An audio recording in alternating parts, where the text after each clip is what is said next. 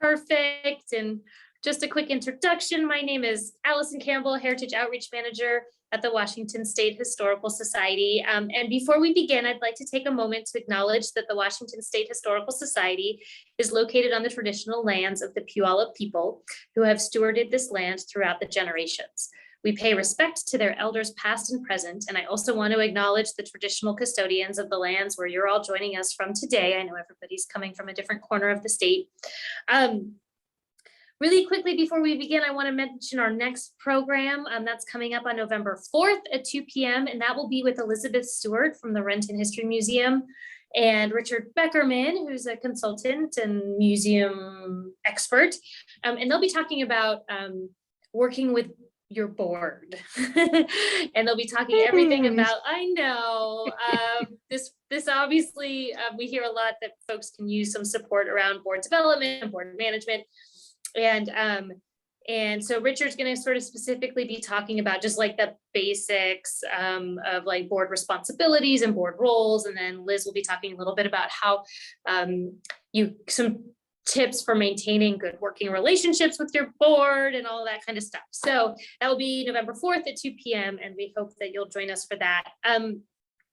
But we'll just move right on to the meat and potatoes today. I'm so excited to have Joe and Anne from the Skagit Valley Historical Museum here to talk a little bit about their experience coming into compliance with labor and industries and what kind of regulations everybody needs to be mindful of within their museum. And basically, they're just going to share kind of a horror story that we can all learn from and share some of the big takeaways and be our cautionary tale, as we were saying earlier. So because we're a small group, definitely if you have questions, feel free to pop them in the chat as they come up, or you can unmute yourself. I think we can be pretty informal. So feel free to unmute yourself and just pop on with a question. I'm sure Joe and Anne won't mind. And take it away. Okay. Thank you. I'm going to tell you the story, and then Anne's going to share how we have addressed the concerns in the situation. You know, this is our job, is to tell stories. And so our story started on July 10th, 2019. We were in our weekly staff meeting that we have in our conference room at the archives. And this very official looking gentleman came up and knocked on the door and poked in, and he said he wanted to speak to whoever was in charge. And I said, well, I guess that's me. And he explained that he was from the Department of Labor and Industries Division of Occupational Safety and Health, and that a complaint had been filed against the museum. And he said he could wait until our meeting was over. So we very quickly finished our meeting and then went out. He was wandering around in the parking lot, and we took him into the museum. Our facilities manager came with me because the gentleman had mentioned that he would need to see all of our facilities. So he said that Labor and Industries had received a complaint that was deemed serious. And so he indicated, okay, he read this very official statement, and it was really intimidating. He's reading and then saying, do you understand this? And then he'd read another portion. Do you understand this? And I was just like sinking inside going, oh my gosh, what's going to happen? And he got through all of that. He explained that if violations were found, that there will be fines, and that they're not like the Washington State Patrol that can say, oh, you were speeding, I'm going to let you off with a warning. If they find violations, they will fine you. And you can appeal the fines, but they will not go totally away. So it was like, oh my goodness. He said, I have to levy fines.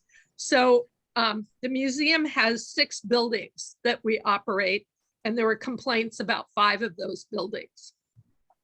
So the complaints included in our museum building, the complaints were for radon, asbestos, combustibles, flammables, fire hazards, mold, and that there was no procedure for heavy lifting for our staff.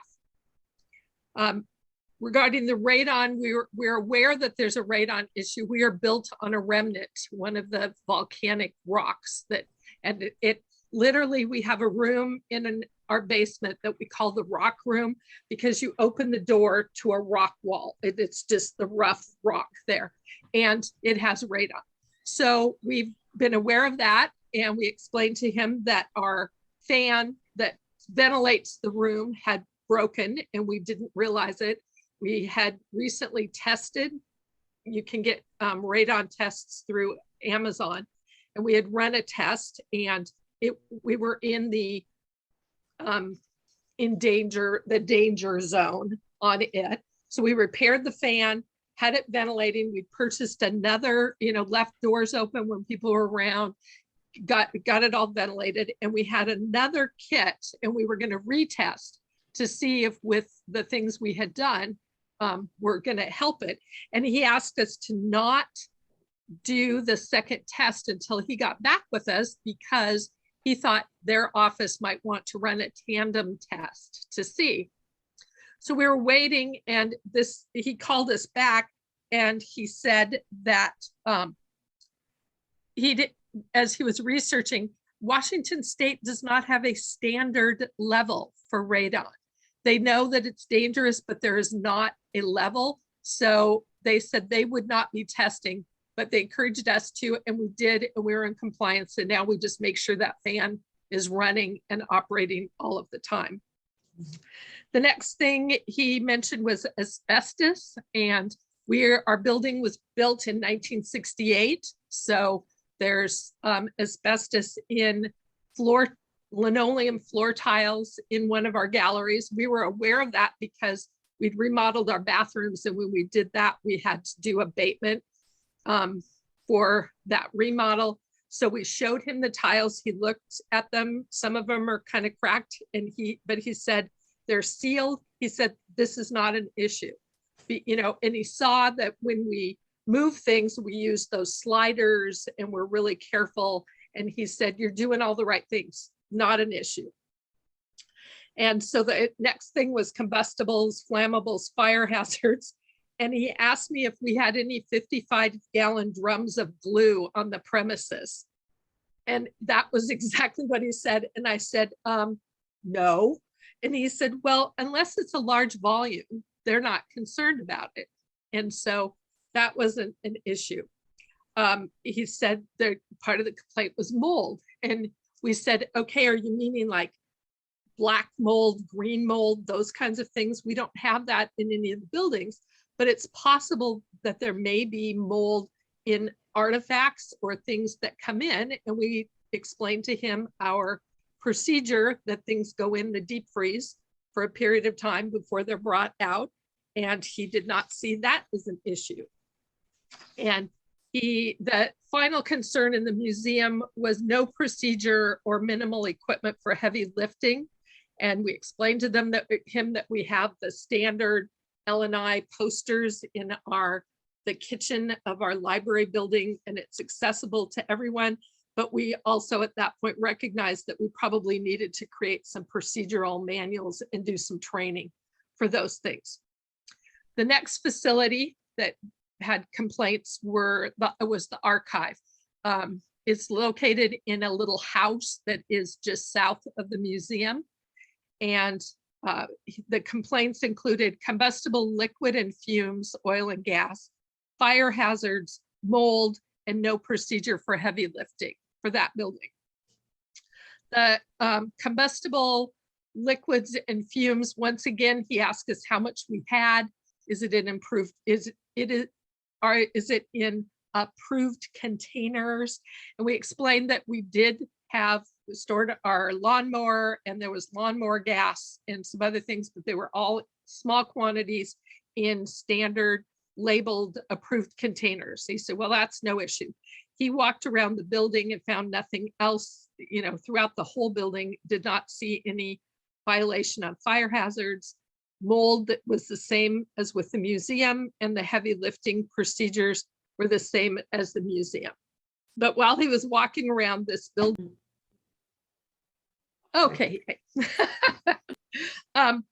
So there are a couple things that he noted as he was walking around, and he asked our facilities coordinator if he would fix them right away and send him photos. One was that we had no exit sign on a set of doors that were in the basement of the library building, and that there was a blank space in the circuit breaker box that needed a plug. And our facilities manager fixed it, sent him photos. The next facility was our offsite storage 1, which is a large warehouse that houses collections things. The facilities and the complaints for that building were rat feces, combustibles, flammables, fire hazards, mold, and heavy lifting procedures. Again, the facilities manager took the inspector out and gave him a tour. He didn't find any of the issues that were listed. And one of the questions that he asked are do people work out in this facility for long, extended period of time? Or is it intermittent? And it's really very intermittent. It's just periodically to go pull pull artifacts, or to manage, we're currently working on an inventory of that facility. So we're spending a little bit more time, but he found nothing wrong there.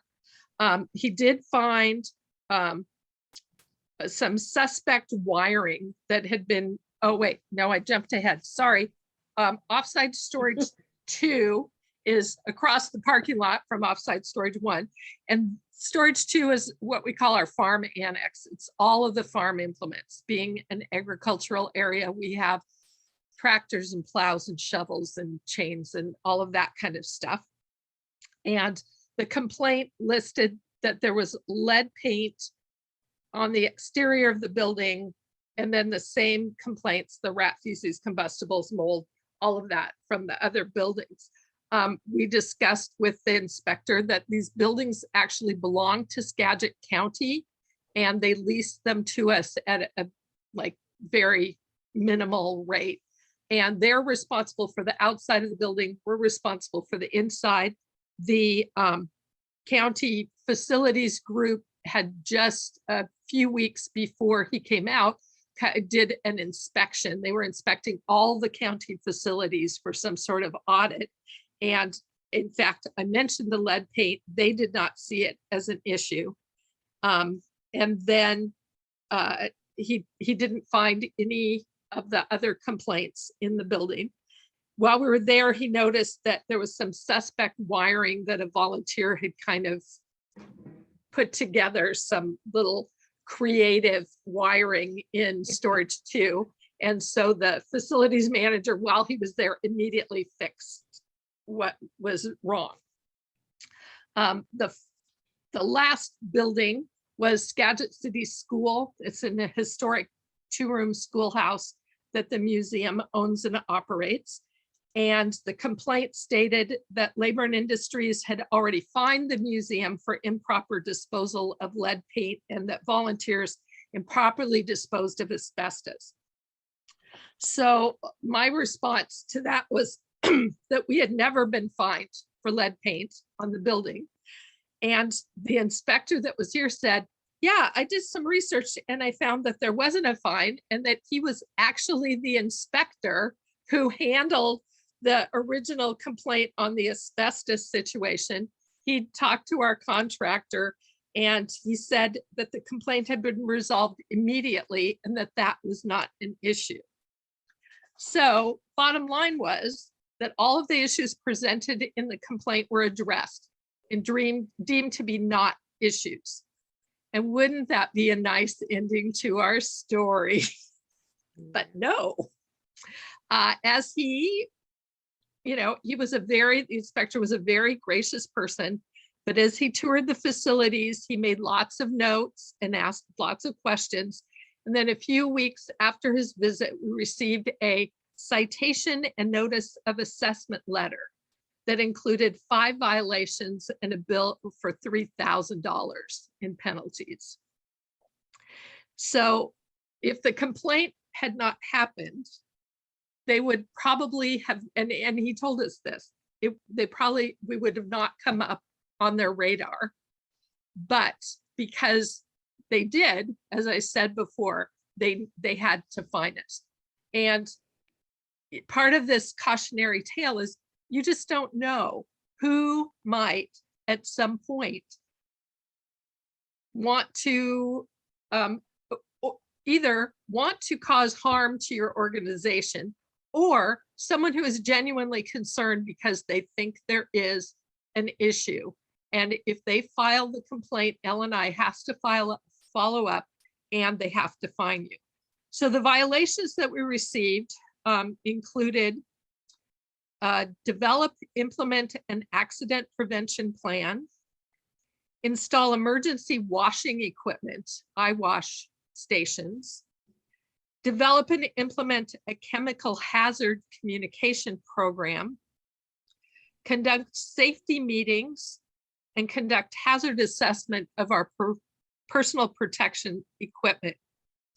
The first three were deemed serious and each came with a $1,000 fine. And as I mentioned above, there is no latitude. You get fined.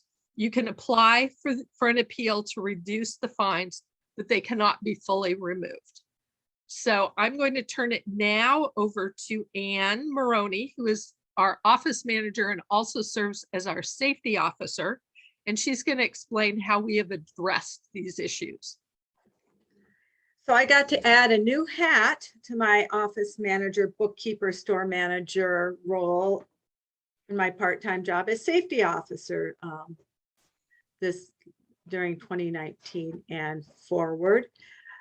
And you know, ignorance might be bliss, but it's no excuse for not following the law. And we were clueless and clear, like we had no idea any of these things needed to be done. We were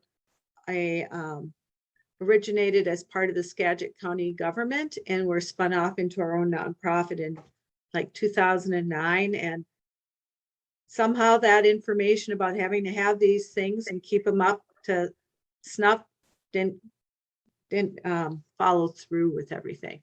So I'm just going to talk about what we did to come into compliance. I'm going to share my screen. I took some screen grabs off of L&I of these are minimums you have to have done. And I'll talk about the process. So let me share my screen again. Can I just jump in with a question really quick while you're doing that? Yep. I think I know the answer to this, but these L&I regulations apply to the safety of both paid staff and volunteers when they're working on your site, right? Yeah, correct. So even a volunteer organization that has no paid staff is required to meet these regulations. I believe so. I kind of goofed up on communicating with our L&I guy, and he's not here today, but I believe so. But there is some, when I was talking to him, he seemed to go, well, if it's all volunteers, I don't worry about. But if it's a nonprofit with all you're incorporated, I think you got to have it. Yeah, I think so too, but we can get some, I'm happy to reach out to him and get some clarity around this specific question because I think it's an important one. Okay, sorry to interrupt. Go ahead, Anne. No, that's a good clarifying comment. So you've heard the oxymoron, I'm from the government and I'm here to help, and that, you know, usually is bad news. But in this case, it was really true. Our industrial hygienist, Christopher Rossi, although he had to levy those fines, he said, I'm here to help you get into compliance. And he was really, really helpful. They went out of their way to show us where to find things. Had to meet with him again and said, here's how you read these things. And then he helped us, you know, walk through the process. So Labor and Industries has this great website at lni.gov, and it's full of resources. So here's their landing page, and on the lower right hand side you'll see create a safety program. We all have to have one of these, and it's made up of those 4 things we got fined for. Was all about not having a safety program. Oh, which mouse am I working with here? Too much technology here. So I basically used all the resources and just customized it to us. So it has everything you need to know, templates, I really didn't have to invent anything. Just pull together our information. And I actually found a lot of that stuff we already had, but it was in different places and it wasn't like a formalized plan. So like the facilities management and accident prevention program has facility specific like maps, evacuation maps, where the first aid kits are, where your fire extinguishers are, emergency exits, just simple stuff we already had posted, but we didn't have it together in it. What to do in a variety of emergencies. What if an earthquake? What's your process if an earthquake happens? Flood, fire, you know, things like that. How to report injuries and unsafe working conditions. And that dreaded word, PPE, personal protection equipment, that's required for certain tasks. And it's hardly ever a face mask, but it's chaps if you're out weed whacking, it's goggles, it's just a number of things. And it never had masks except for certain tasks. So, and you'll see in the screenshot, there's sample templates, and I just took their template and went line by line and customized it to our nonprofit.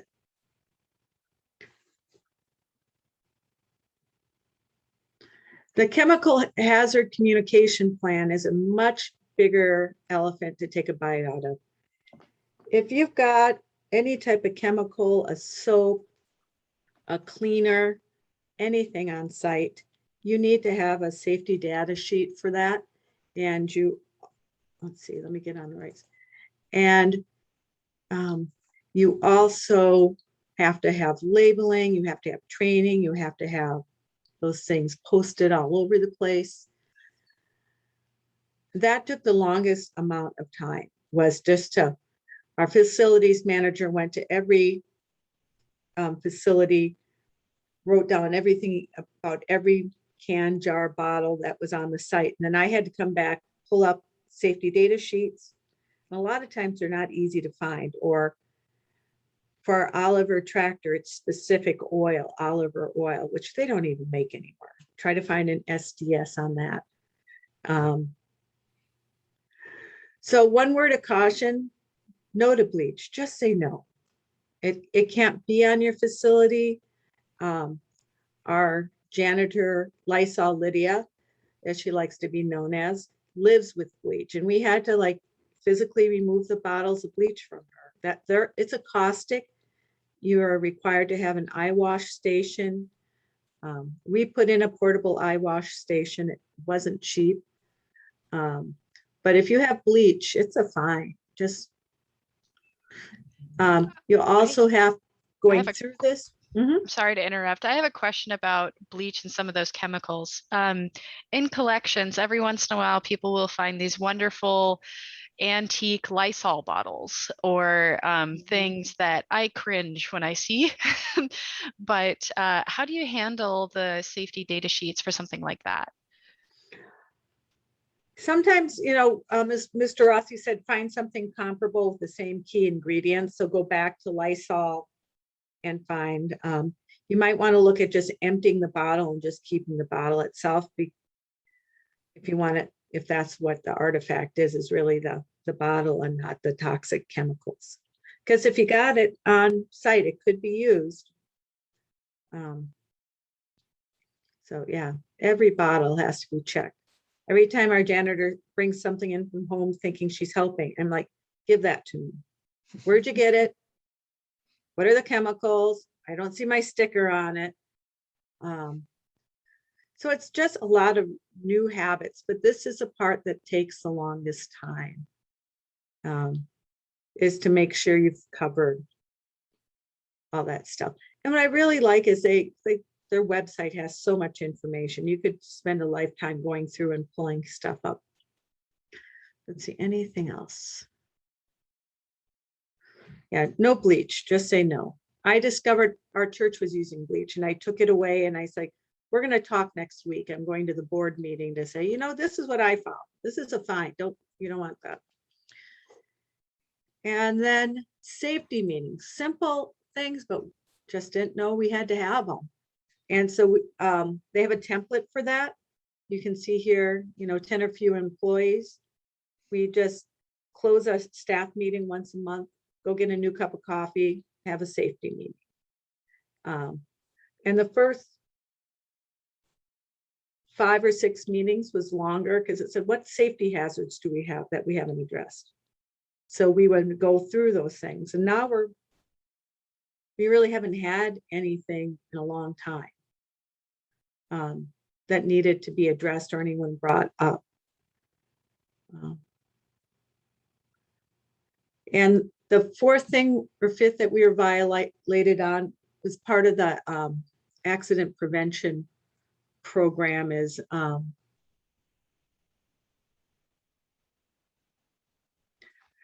their accident prevention program, they have you go through and each person talk about their tasks, what they involve, and what safety equipment they need.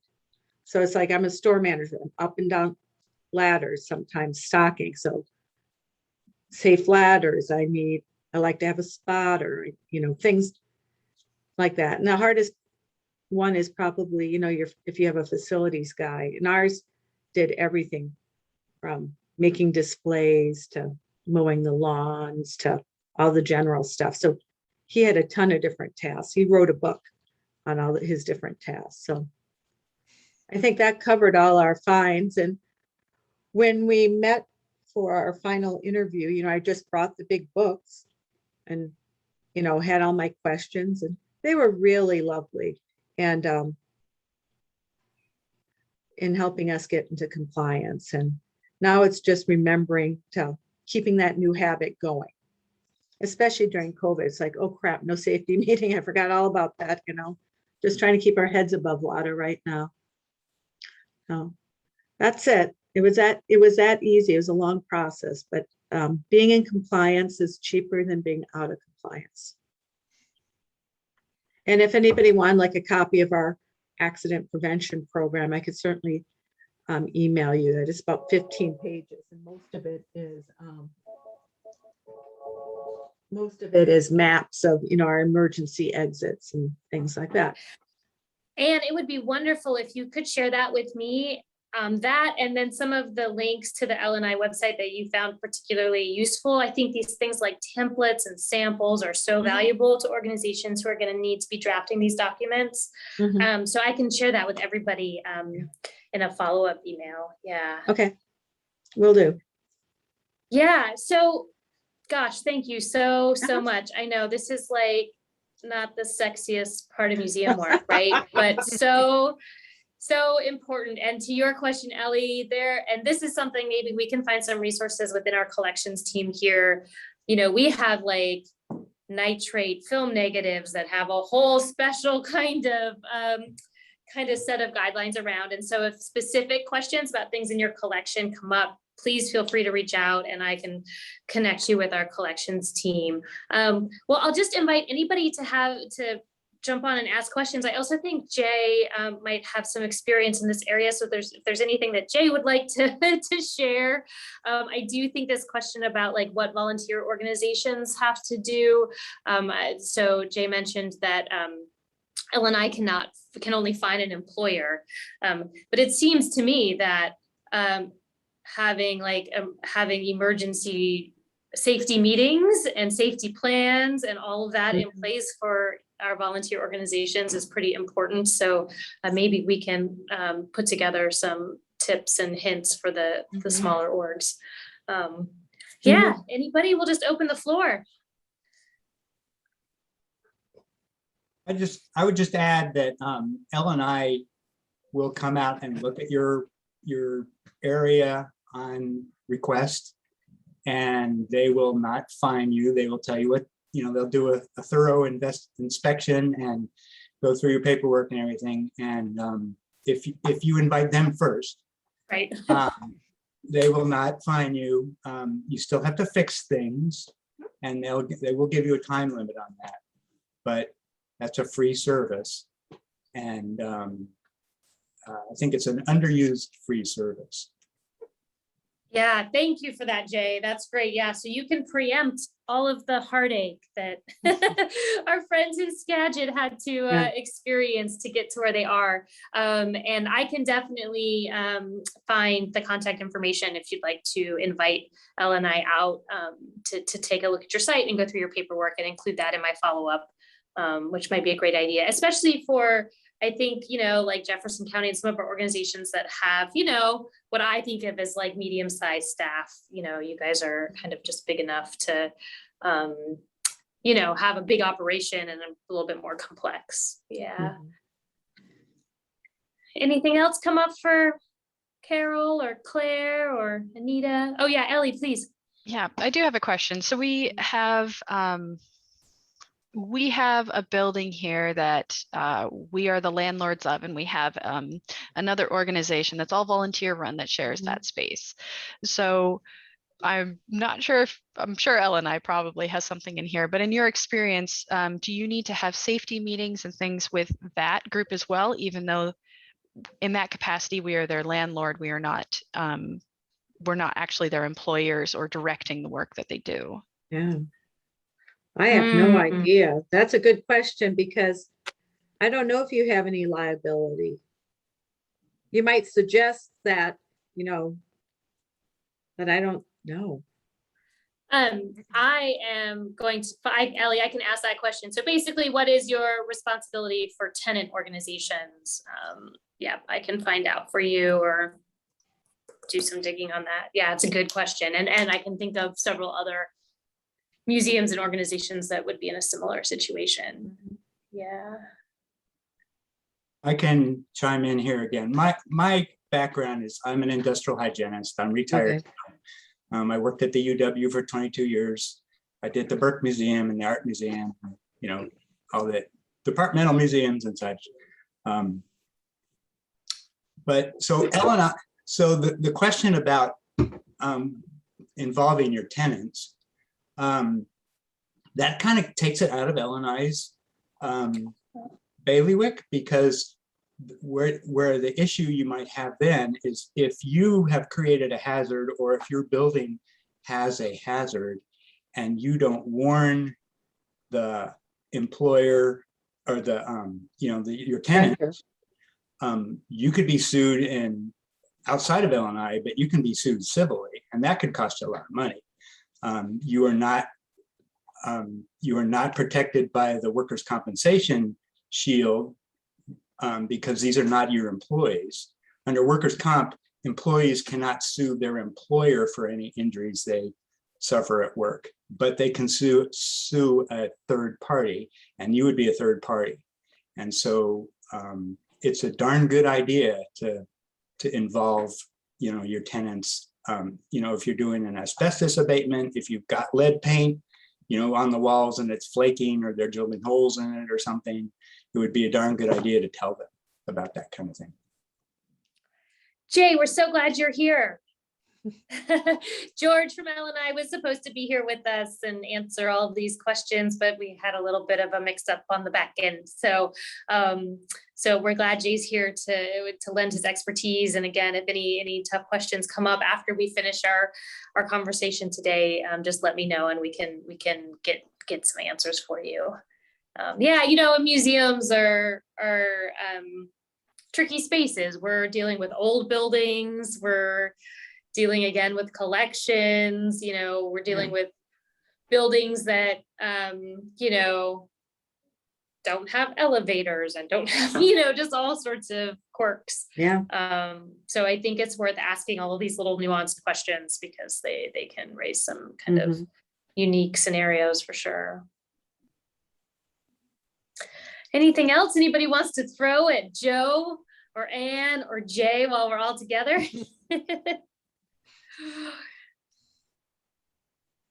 Awesome. Well, I will look out for Anne to just share some things with me via email whenever you get a chance, and then I will share that with all of you who have registered. We'll also put this recording on our YouTube channel, and I'll share the link to that. So in case you want to share this recording with colleagues or other people affiliated with your organization, please feel free to do that. And there is no deadline for follow-up questions. Email me anytime, and I can loop Joe and Ann in. I deeply appreciate programs like this because Joe and Ann were so willing to kind of share their experience, which we can all learn a lot from. And so I'm really grateful to you both for being so transparent about what I'm sure was a very stressful situation. But it's a really kind of useful example for us. Lena, were there any questions in the chat, or is that folks saying goodbye? Yep, perfect. Okay. Yeah, no problem, Suzanne. I'm glad you made it. And we'll make sure you get the recording so you can catch the beginning. And I'll just say goodbye to everybody and thanks so much. We'll see you soon, I hope. Bye. Yes. Yeah, thanks, Ann. Thank you, Joe. Thank Bye, you. y'all. Bye. Bye, Joe. Bye, Anita. You.